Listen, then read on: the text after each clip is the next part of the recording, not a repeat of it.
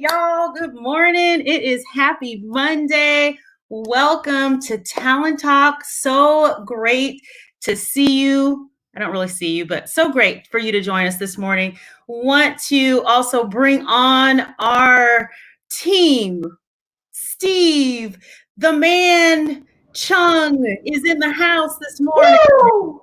Yeah, and we also have Jurgen.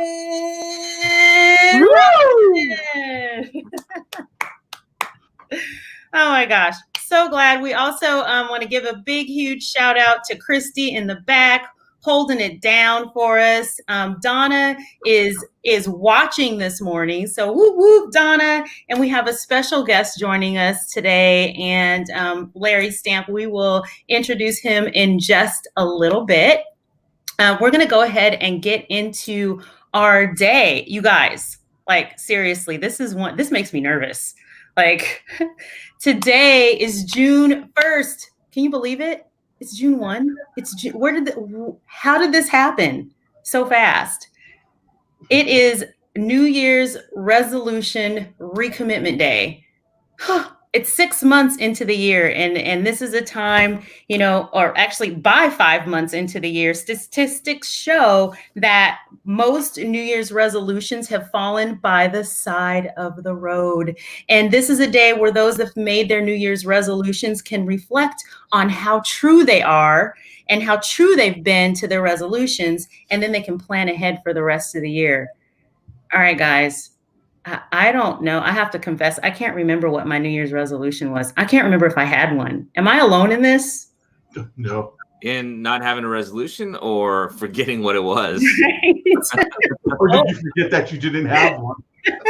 I can't remember. Oh my gosh. So, one big New Year's resolution is about getting fit, right? I think everyone flocks to the gyms and says they want to, get in shape. And so here's our trivia question of the day. And it is, what percentage of January gym joiners, say that 3 times fast, quit within 5 months? So what percentage of January gym joiners quit within 5 months? That sounds like the actual name of a person. Yeah, I saw Jim Joyner the other day. Right, back in January. So is it 7%, 33%, 65%, or 80%? Okay, I don't know the answer to the question, but I'm saying 80%. I'm going for the 80-20 rule. That high? Really? I think so. After 2 out of 10 months. survive. That's my guess. You know what, Steve? If you want to take your guess first, and then I've got a different guess, and I've got a reason for that guess. I'm waffling in that 33 to 65, and I'm going to lean towards the latter, the 65. I'm going 65. All right. So I'm going to also go with 65, Steve. And the reason I'm going to go with that is I think the people who stop going is closer to what Davina mentioned. But I think too many people are too lazy to actually quit their membership. They're still members, but they just don't show up, right? Okay, I got you. That's right. Okay. All right. Well, 4 choices. Put your answers down in the comment section, or it's multiple choice. So choose whichever answer, and we will get back to you at the end of the show. But in the meantime, what we want to do before we roll into our guest is actually go over our real estate news and updates. So a few things coming up for the week, and we just wanted to keep you abreast of what's going on and what's on the calendar. So today we have our prospecting class, prospecting and presentations class from 9 a.m. to 10 a.m. For our John L. Scott Talent Brokers. Tomorrow we have our systems training class, which we have a time adjustment. Normally our classes run every morning at 9 a.m. Tomorrow we have an adjustment, and it's going to be at 8:30 a.m. And what we're going to be covering is trend graphics and market insights. So a great tool to go over the analytics within our business and be able to show the consumers. The next class we have coming is from June 2nd to June 4th. and it's a Master Certified Negotiation Expert certification class. That's a mouthful. Master Certified Negotiation Expert class. So that's coming up. It's if you took the Certified Negotiation Expert class, you can now take the Master Certified Negotiation Expert class. Then following the following week, if you missed out on the Certified Negotiation Expert class, we have another opportunity for you to take that class. So June 10th through the June 12th is a Certified Negotiation Expert class coming up. Wednesday, we have our business meeting as normal from 9:30 to 10:30. Thursday, coming up, we have our elite meet for our top brokers in all three offices. So if you were at the last elite meet, you are invited again, and we will send invitations out to you this week. And then Friday, we have what do we have going on Friday? We have we have Talent Talk. We have another guest coming in.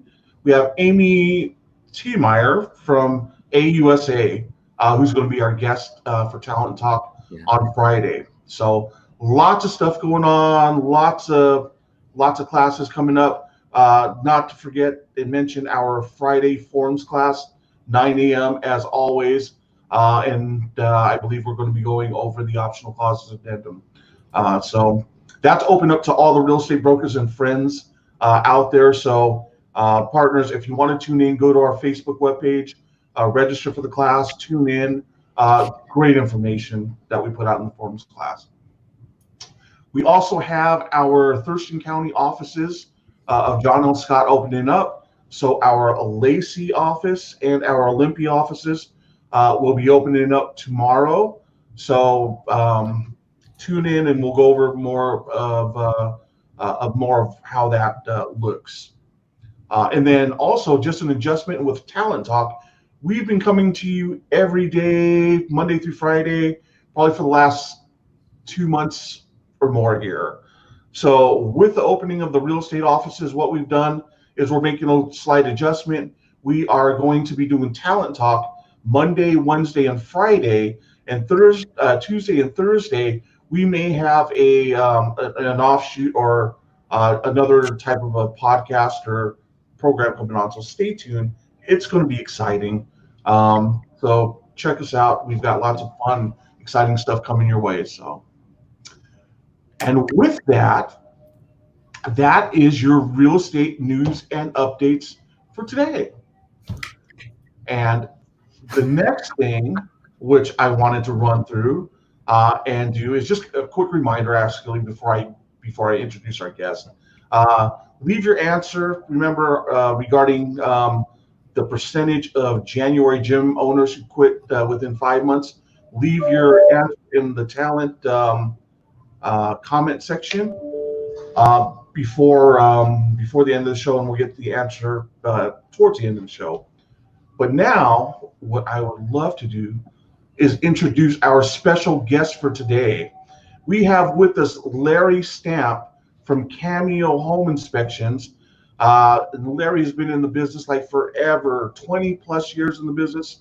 He is a inspection. He trains the inspectors. So he's a home inspector who trains other home inspectors, and he's here to share with us the changes within the industry, pertinent news that's going on. So I'd love to introduce our special guest today, Mr. Larry Stamp.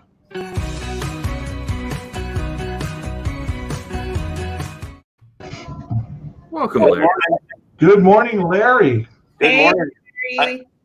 I'm a little depressed after that New Year's resolution thing. Thank God they make elastic waistbands for pants. That's all I got to say. All right. So thank you for having me. I'll see if I can answer some of these questions that y'all posted for me. And the first thing is with the COVID epidemic. I was really lucky to be in a position where I could kind of help Washington realtors with some information that was submitted to the governor. And I like to think that was part of helping us get opened up so that we could actually get out there and do our jobs. For me, the COVID thing has been mostly affecting us in terms of the way that we're practicing, doing the gloves, doing the mask, and so on. So it's affected the protocol a little bit. I don't see that changing a whole lot with phase 2. I think we're still going to be doing the same things, taking the same precautions, and basically just using good common sense. And having worked in the medical field long before I got into this, I've at least got that kind of background to help with that sort of thing. So it's going to be gloves, it's going to be masks, it's going to be hand washing and distancing, and just using the good common sense. I don't think that's going to change a whole lot. As far as what is the home inspection, why it's needed, I'll answer that second question first. I'm closing in on like 10,000 inspections, okay? And I will tell you that the number of times I have never not found anything is 3. Now, that doesn't mean I'm all that, because nobody is, but what it means is simply that it's an imperfect world of imperfect people dealing with imperfect materials under imperfect conditions. Stuff happens. So why is it needed? That's why. What is a home inspection? And that's a really cogent question. A home inspection isn't a process where a guy just shows up like Bob Vila with ADD, okay? You don't just bounce around the home and look at this and look at that. There is a method to the madness, if you will. And think of it this way. There's no way in the world that I can look at every square foot of the house. I have to know where to look and why to look and how to look there. I, as an inspector, understand that everything other than acts of God happens for a reason. So it's incumbent upon me to understand how things work, how things fail, where they fail, and why they fail, so that when I get to the inspection, I'm basically looking for what I expect to find until I either find it or I'm convinced it's not there. So for me, in the morning, my lovely wife takes the intake sheet and I look at this 1920 and whatever, and I'm sitting here going, oh God, because I know what I'm going to walk into. Now, sometimes I'm pleasantly surprised, but that's the whole state and art of home inspection, is looking for those certain things. And that's also why, as an inspector, I have to adhere to a protocol. I have to do things in a certain way, because every step I take tells me where to look next. And that's why I know realtors sometimes, hey, can you do the inside first? Because I've got a thing that came up, and it's like, well, I really, that's a tough thing for me. So what's covered under this? All the major installed systems and components: roofing, heating, plumbing, electric, attic, substructure, basically everything I can get to without damaging things, moving things around, or getting hurt, as I'm fond of saying. Hey, tips, yeah. Stephen mentioned that you've been in the home inspection business forever now, right? Yeah, I think you said 21 years. 21 years. In 21 years, you've come across a lot of interesting things. What would you say is one of the most interesting things you've come across in a home inspection? Wow. Well, I think probably the oddest thing I've ever seen was that a guy who built a basement underneath his manufactured home. A basement under a manufactured home. Yeah.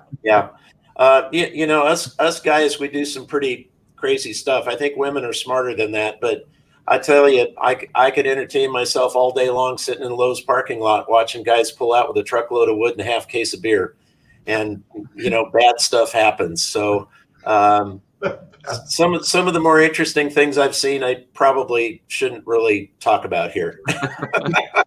To protect the innocent. Well, let's just say some folks have some really weird habits. Okay. Yeah. And Davina, we've got some questions too. What other questions do you have there, Davina? Well, as you're getting into, honestly, when you were thinking about that, I wanted to ask the question of what was, an interesting thing, or kind of what was one of the, what's the worst inspection that you've ever encountered? I tell you, I give it to you, the inspectors, because you guys go places where I would never go. Yeah. So what is the worst? I mean, I know it's breakfast time, but I'm just curious. What's the worst thing I you've ever think probably one of the worst I ever did was a place that had been a meth lab.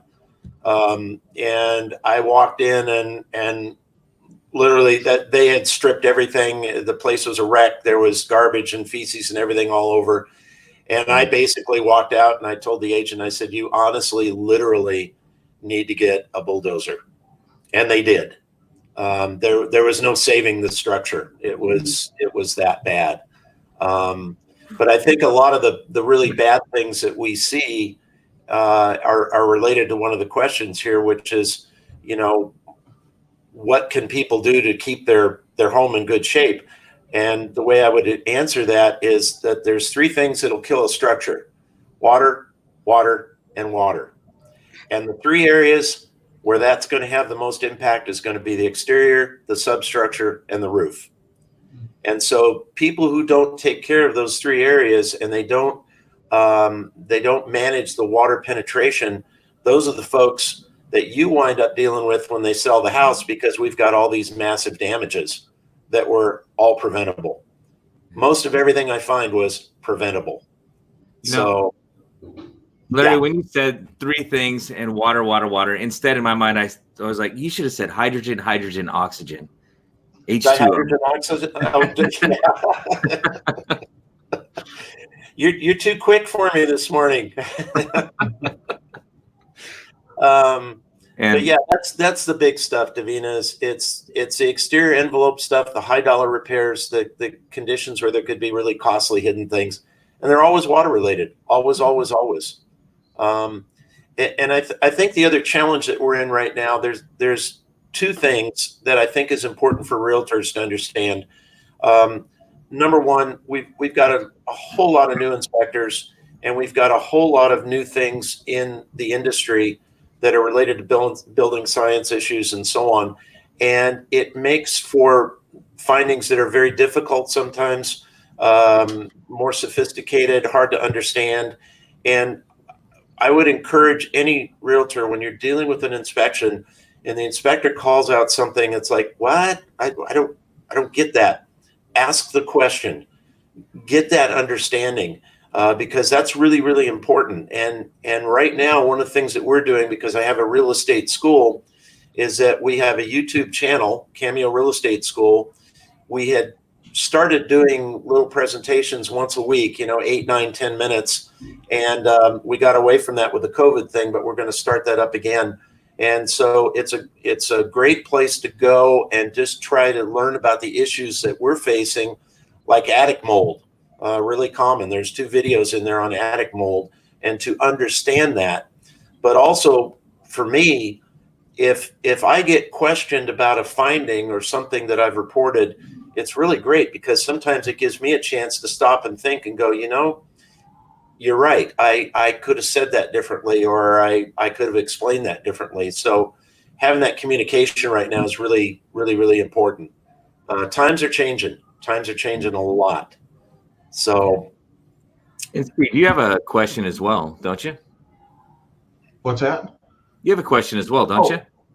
I wanted to maybe ask Larry and touch on his nonprofit that he has. I know that you have Rods for Reels, maybe just kind of absolutely. I had occasion a while back that a lady called me to do a safety check on her house. Her brother was in the hospital. Wanted to make sure it was safe for him before she brought him home. And her other brother had passed, and he had hoarded rods and reels. So long story short, she gave me all these rods and reels, literally filled up the whole back end of my full-size Chevy pickup. And I had this idea about taking donated gear and getting it into the hands of kids and veterans and disabled veterans. And that made it very real, not to be punny. And so I had the opportunity to sit and make this organization, Rods and Reels in Need. We are a legit non-for-profit, thanks to Dan Crow, the lawyer in Yelm, who set us up as a 501(c), all pro bono. And last year we've given away like $12,000 worth of gear. So we're partnered up with Fish and Wildlife, and we're looking to get donated gear out to kids and veterans and so on. So it's been It's been awesome because fishing is my passion. And the only thing better than fishing is getting other people out there fishing. So it's been wonderful. Thank you for asking about that, Steve. You're welcome. That's awesome. Thank you, Larry. You bet. And you bet. How can people learn more about Rods and Reels, about your nonprofit? Where should they go? We have a web page, thank you, which is www.rodsandreels.info. And then we are also on Facebook. Donate your gear, #4 for kids. Donate your gear for kids. So either place. And if there's things you want to donate, you can email us at rodsandreelsinneed@gmail.com. And I'd be delighted to help with rehoming those things and getting them out. We got a bunch out to Salvation Army. The different kids groups and veterans groups and so on. It's just a cool thing to do. It honestly makes me feel good to see people get out and enjoy fishing as much as I do. So it's been wonderful. Yeah. Awesome. And, as we kind of wrap into here, Larry, you've been an inspector as long as you have. You've had a lot of experiences, and you've also done a really good job of collecting together a lot of the knowledge that you've gained over time. And one of those things is on your webpage. I think for real estate agents, a lot will, especially in the Thurston County area, tend to look at something that you put together. What's your resource page all about? The resource page is just a list of contractors and services that I have developed in the last 21 years, people I know and trust. So if you go to our webpage, which is www.cameohis.com, and you just click on the tab that says brokers, there's a whole bunch of information there. And it's all just generic stuff. It's not self-promotional. It's just things that we put together to try to help you folks, like information on oil tanks and so on. But the resource list is really handy, and a lot of people use that. So, and I don't get anything from it. I just feel like if I can pass out a name and it helps the client, helps you guys, it's a win-win-win situation. So, nice job. Yeah. Thank you. Appreciate that. Any other questions I can answer for you? I actually have one last question, and you had talked about, mold and water and, the things that really are bad or can scare people. So just the experience that a buyer can have, and even the agent can have going through, with the home inspection, and then, you give a recap to the buyer about what the home inspection is, and then they get this, 50-page inspection report, and it's like, the things they, right. So how can you, or what if there's a buyer there and they're looking for, what advice could you give a buyer who is trying to just manage through all of the things on a home inspection report? Is there any simple advice that you can give them if they're on the verge of being overwhelmed with all of the stuff that they see? Oh yeah, absolutely. Absolutely. And it's a really good question. With inspection, it's not so much what you find, it's how you represent it. And so, I have this little thing I call the 70-20-10 rule, which means that 70% of what I document and find is a bunch of stuff, just stuff. Okay. It's how I inspected this, what I couldn't get to, what I couldn't see, whatever. 20% is nuisance documentation. So if I don't write down somebody's got a chip sink, somebody's going to make me buy them one. 10% is important. Of that 10%, health and safety is #1, high dollar repairs #2, conditions where there's costly hidden things #3. And like we already said, those are always water related. They always involve the exterior, the roof, or the underneath. So an inspector, it's an incumbent upon them to help the client understand, look, this is just stuff. This is old house stuff. This is code disclosure, whatever. This is important.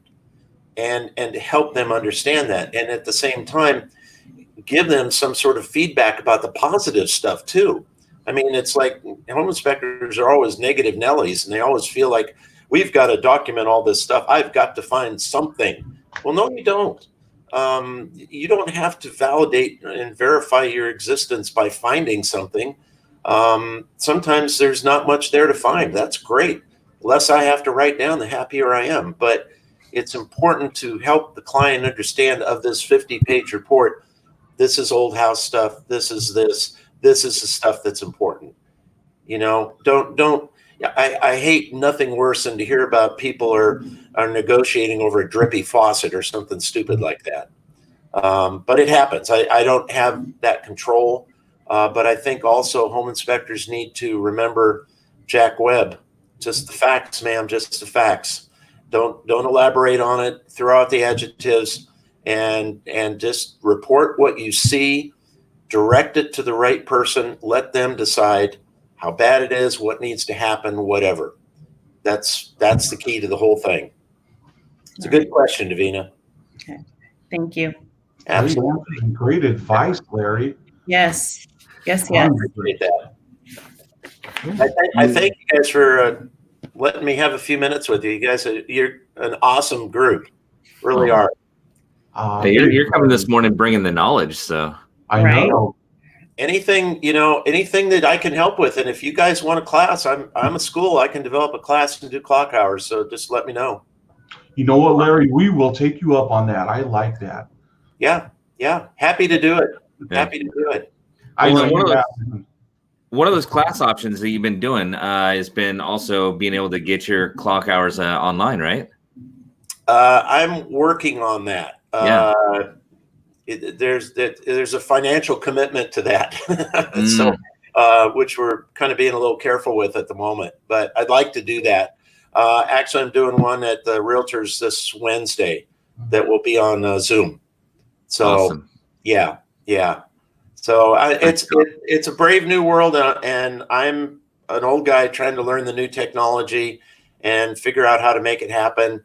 And my wife Renee, God bless her, is right behind me, and she's the brains of this operation. Trust me, I am just I am the token bobblehead. Okay, that's me. Pull that up again. Let's see your bobblehead. There is a Larry bobblehead. Yeah. You're a celebrity, Larry. And Pat wanted to say thank you as well on the broadcast. So. Yeah. Thank you, guys. Like I said, you're an awesome team, and I'm honored to be a part of this. I truly am. Thank you. Oh, thank you, Larry. All right, you all have a good day. I got to run. Thanks for joining us. Thank you, Larry. We appreciate you coming on and all of your expert advice. Appreciate that. Thanks, Steve. Take care, guys. Bye-bye. That's good. Yeah. Did you learn something? Yeah. He's a wealth of knowledge, that's for sure. So, and he's got a really good place for resource. So that good information. Yeah. And there are a lot of good home inspectors that are inside the industry. It's not every day though that you have somebody that has that much experience in it. So that's something to treasure a little bit too. Yeah. All right. So where we're at in time, I'm going to blow through, but guess what? We got headlines. Yes, we do. So you guys want to just stay on the screen? You can make faces at me and everything. I mean, it's don't tempt us, Jurgen. Right. All right, that first headline is This Is Us Now. A day after Seattle protests turned violent, community comes together. There is a lot that happened over the weekend, but the part of that I love is being able to see the community come out, help with the cleanup, and really take care of the city, of the community, and the places that we live. That's fantastic. Washington stay-home order ends as more counties gradually reopen. So the stay-home order itself actually ended last night at midnight, but now we're in a safe start, which feels like exactly the same thing. Just on 2 updates, King County is going to be applying for a modified phase 1, and Pierce is going to be applying for phase 2. We'll see how those turn out. Headline 3, this was really cool over the weekend. Elon Musk and SpaceX pull off another feat few thought was possible. SpaceX started back in 2002. Elon Musk he said, I'm going to space, and most people didn't believe him. He even gave the company a 10% chance of actually succeeding. But man, I mean, they made it. And if you guys watch, I highly encourage you to watch. Click on the link; it'll link you in there as well. That rocket was going 17,500 miles an hour. That's insane. Headline 4, what motivates people to choose where they live? This is from Realtor. It's like quality of life is really it. And that goes into location, whether metro, rural, suburb, the recreation, a safe space to play and work, and, you know, kind of a little bit about cross-generational, how they view that. So it's a good article for you there.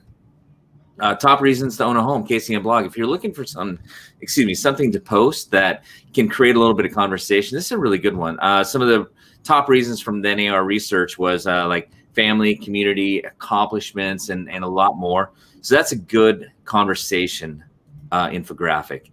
Headline 6, 10 common staging mistakes that could hurt your listing. So if you're looking at staging, which you really should consider if you're going to list your home, 3 of them are not prepping, doing it yourself, or going with the cheapest option. And there are 7 more to fill out that list. This is an interesting one. Inside Kylie Jenner's web of lies, part of the Kardashian clan, and why she's no longer a billionaire. Did you realize back in March, she was declared by Forbes to be the youngest self-made billionaire ever?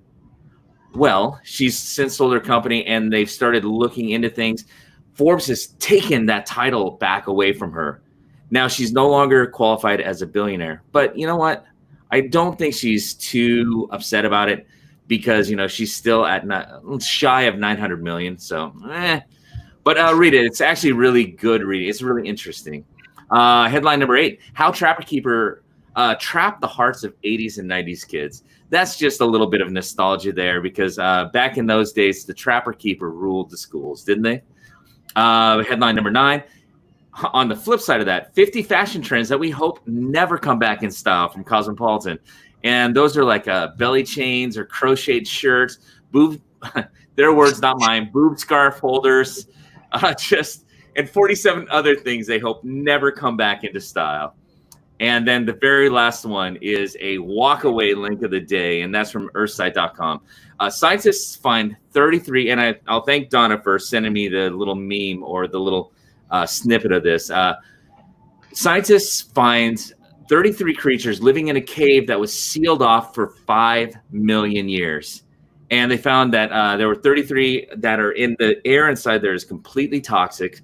There were like 46 creatures, but 33 of the creatures that are inside of there you will find nowhere else but in this environment. And the meme that Donna sent over was a gal who was responding to that saying, you know, seal that cave back up and walk away. This is not the year, man. This is not the year. And so it's an interesting article, but check it out. And those were our headlines. Nice. I am with whoever's talking about seal that cave back up. Right? We don't know what we're going to find. Yeah. We don't need no more surprises here. Oh, Yeah. We already had murder hornets, COVID. Yes. We don't need a prehistoric horror coming back on us now. Right. Godzilla comes out from. Think about that. 5 million years. That's longer than the genie was stuck in the lamp, you know? 5,000 years. Yeah, interesting. I think, you know, one of the things I did watch the space, the launch over the weekend, and wow, actually the family, Jerry had sat down on the couch and the girls were sitting on the couch and, you know, turned the launch on. And I mean, literally, you know, my daughter was like, I'm nervous. Like, it was the countdown. It was like 2 minutes and then 1 minute, and we're watching, and it was, wow, just watching them take off, and then how the actual fuel piece self-landed. And I mean, it's just amazing how things have advanced so far. And then the excitement behind actually that space trip. So yeah, actually we thought about, and I think we had a short conversation about it too, Jurgen, you know, where were we? You know, the memorable launches, and I remember watching, and it didn't end well, and it was a tragedy, but the Challenger, when that, you know, back in the day when we would sit around and watch the shuttles go up to space. And I was in junior high school when that happened. And, you know, it just took me back to sitting and watching and actually, you know, it felt like a triumph. Yeah. Yeah. And I loved the description of, okay, they did an analogy of landing that first rocket that released and came back down, and then it landed on a ship, and they related it to, this is like having a pencil and dropping a pencil off the top of the Empire State Building, having it land on its eraser in the middle of a postage stamp. I was like, wow, that is cool. Yeah, absolutely. So yeah, and that would be, it really would be a really good one to watch. But yeah, my heart was just, I was sitting at the edge of my chair, watching that. That was a good one.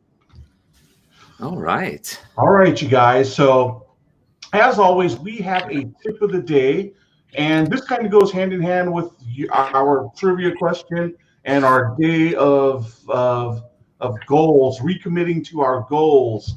So the tip of the day is write down 3 things that you must do and accomplish today. Post it, work on them now, and check them off as soon as you finish them. Every day you should have a running list of things that you do. Write down 3 of them that you've been putting off that you need to get done that help you reach that goal that you set. Do that today, and we will check back with you in tomorrow. Yeah. Yeah, I love that, because oftentimes we start putting together a to-do list, and that to-do list starts stretching into, 10 items, 15 items, page 2, page 3. And by the time you start looking at it, there's so many items you don't even know what to do. So when we don't know what to do, unfortunately, things don't get done at all.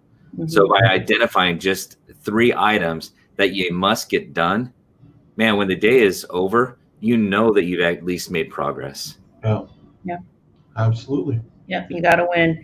And the New Year's resolution or the trivia question, we'll be getting to in just a second. But I think this year I didn't really make a New Year's resolution because I didn't want to have to repeat it next year.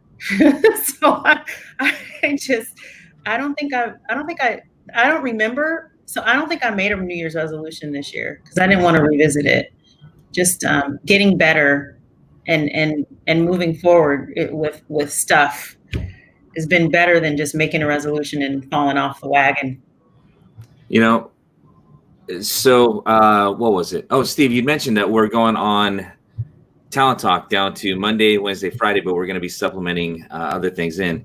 We're looking at, okay, what do we want to fill in some of the things? And one of the things that I had mentioned that I wouldn't mind doing, because I love to read or listen to audiobooks, and I always want to feed myself. And in the process of doing so, not only do I hope to help myself, but I also hope that same knowledge can actually come back out of me to help somebody else in a situation. So I am going to. I already started. I'm partway through it already. I should finish it pretty quick because it's a small one. I'm starting small, and I'll work bigger along the way.